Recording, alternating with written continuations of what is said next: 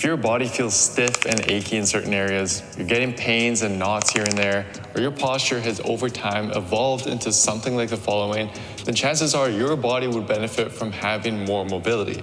In fact, most people are lacking sufficient mobility in key areas due to a lack of movement combined with the funky positions that we put our bodies in throughout the day. This can then affect not only our posture, but also our risk of injury, our ability to perform certain exercises, and just our quality of life.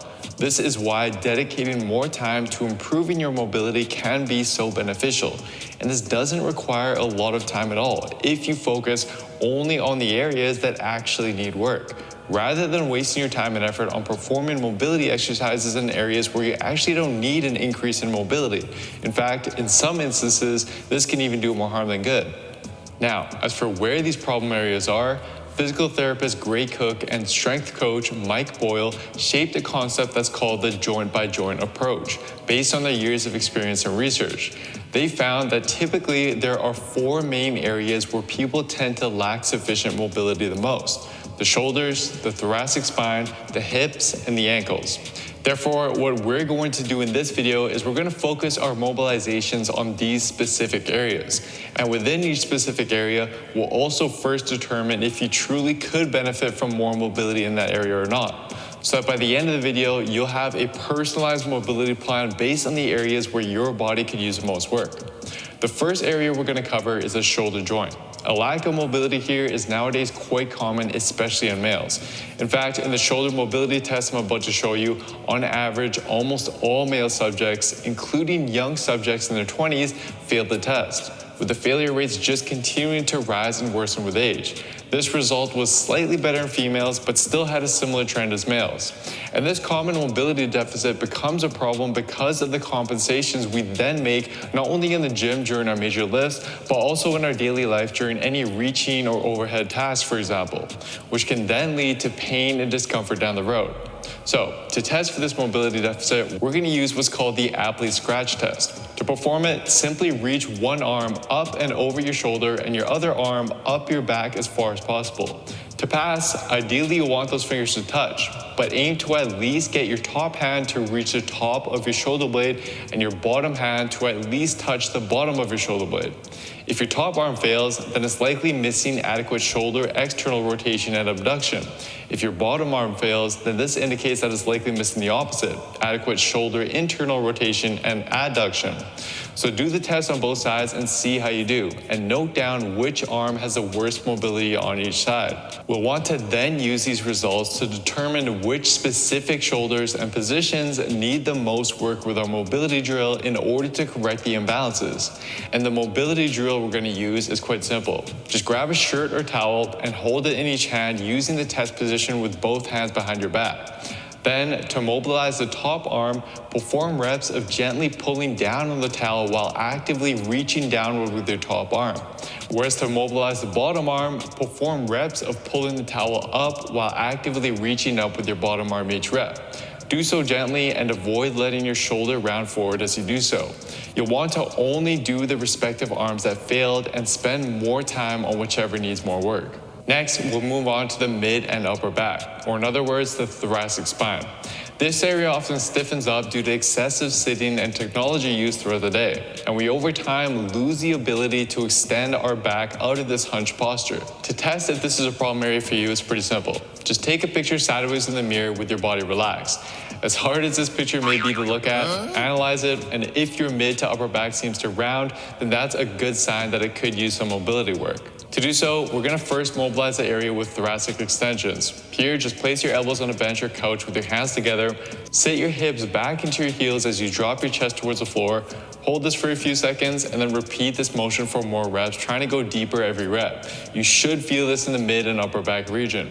We'll then follow this up with cat-cows that can either be done on the floor or conveniently done while seated like so. Perform it slowly while focusing on rounding and extending mainly that mid-upper back region.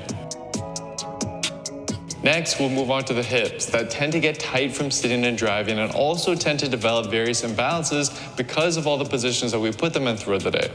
And the test we're going to do here is pretty simple. Perform a bodyweight squat. If your feet turn out excessively on the way down, or your hips just seem to lock at a certain depth and you can't go below parallel, or your hips tend to shift to one side during your squat, then these are all potential signs that your hips could use some more mobility work. Another indicator is that your hips just feel stiff in general. So if this sounds like you, then you'll want to add what's called the 90-90 drill to your mobility list, as it's a great exercise to mobilize pretty much all of the hip muscles at once. To perform it, bend both legs to 90 degrees like so. Then, while keeping your torso stacked over your hips, simply transition from one side to another by opening up your hips. You should feel the hip external rotators of the front leg being stretched and the hip internal rotators being stretched from the back leg.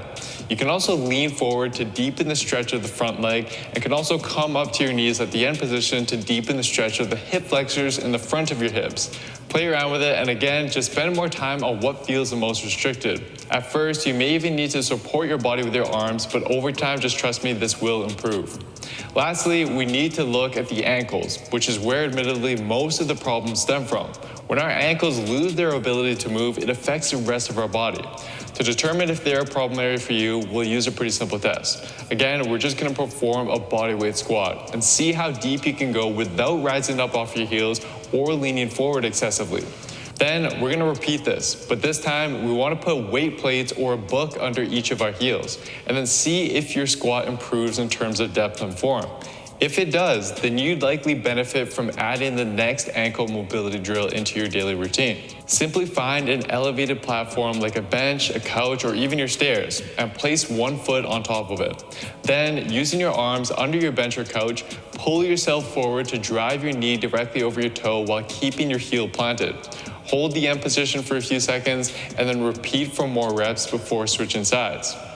Lastly, to tie everything together, we're gonna add a weighted goblet squat to the end of our mobility routine.